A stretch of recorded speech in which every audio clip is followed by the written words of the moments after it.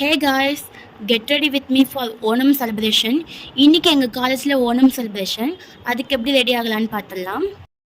First நான் குளிச்சுட்டு வந்துட்டேன்.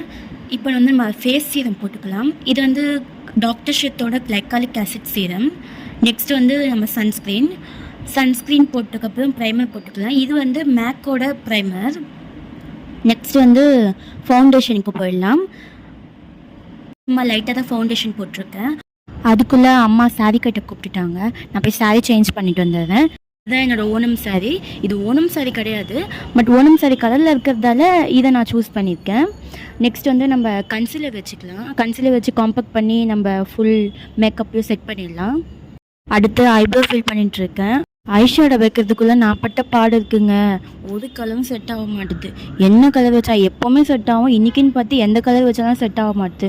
ஏதோ ஒரு கோல்டு கலர் வச்சு நான் முடிச்சிட்டேன். அப்புறம் ஐலைனர் அண்ட் மஸ்காரா இது ரெண்டுத்தையும் முடிச்சுட்டு, எப்போ நீங்கள் ட்ரெடிஷ்னல் லுக் ட்ரை பண்ணும் போதும் காஜல் வைக்காமல் அந்த லுக்கு ஃபுல்ஃபில் ஆகாது. அது வச்சக்கப்புறம் தான் எனக்கு ஃபுல்ஃபில் ஆச்சு. உங்களுக்கு எப்படின்னு சொல்லுங்கள். நார்மல் டேஸில் கூட சீக்கிரமாக போயிடலாம் போல். இந்த ஃபங்க்ஷன் டைமில் சீக்கிரமாகவே போக முடியல. கிளம்புறதுக்கு லேட் ஆகுதுங்க.